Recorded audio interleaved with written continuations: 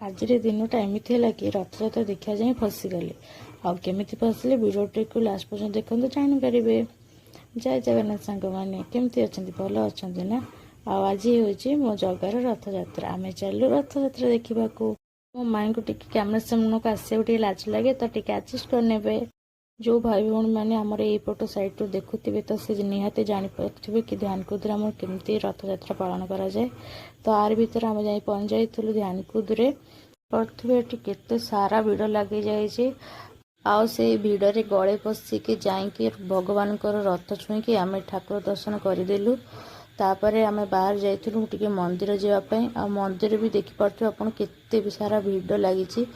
ଦେନ୍ ଆମେ ସେଠି ଟିକେ ଦୀପ ଜାଳିଥିଲୁ। ଆମେ ମନ୍ଦିର ଭିତରକୁ ଯାଇଥିଲୁ। ମନ୍ଦିର ଭିତରେ ଦର୍ଶନ ସାରି ସାରିଲା ପରେ ଆଉ ଆମେ ପଳେଇ ଆସିଥିଲୁ ବାହାରକୁ। ତାପରେ ଆମେ ବାହାରେ ଗୋଟେ ଖାଇଥିଲୁ ଚାଟ୍। ଆଉ ଏଠି ମୁଁ ହେଇଯାଇଛି ନୀଳବର୍ଣ୍ଣ ଶୁଗାଳ। ଆଉ ନାଇଁ ଏଇଟା ମଜାକ ଥିଲା। ତ ଜାଣିପାରୁଥିବେ ଯାତ୍ରାରେ ଚାଟ୍ ମାନେ ଆଉ କେତେ ଟେଷ୍ଟି ହେଇପାରିବ।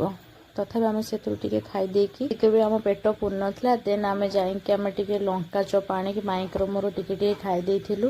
ତାପରେ ଦେଖିଥିଲୁ ସୁଇଟ୍ କର୍ଣ୍ଣ, ସେଇଟା ବି ଆମ ଘର ପାଇଁ ନେଇ ଆସିଥିଲୁ। ତାପରେ ଏଠି ଦେଖିପାରୁଥିବେ ଆମର କେତେ ସାରା ଭିଡ଼ ହେଇଯାଇଛି। ତ ଆମକୁ ଟିକେ ଜଲ୍ଦି ଆସିବାର ଥିଲା, ଯେହେତୁ ଆମର ଟିକେ ଲେଟ୍ ହେଇଯାଇଥିଲା। ଗାଡ଼ି ମଟର ବହୁତ ଭିଡ଼ ହେଇଯାଇଥିଲା, ଜାମ୍ ହେଇଯାଇଥିଲା। ତାପରେ ଆମେ ସେଇଠୁ ଦୀର୍ଘ 30 ମିନିଟ୍ ପରେ ବାହାରିକି ଆସିଥିଲୁ। ତାପରେ ଆମେ ଆସି ଘରେ ପହଞ୍ଚାଇଥିଲୁ। ଯଦି ଭିଡ଼ିଓଟି ଭଲ ଲାଗିଛି ଦେନ୍ ଲାଇକ୍, କମେଣ୍ଟ, ସେୟାର, ସବସ୍କ୍ରାଇବ୍ କରିବା ଜମା ଭୁଲିବେନି। ରହୁଛି, ବାଏ ବାଏ।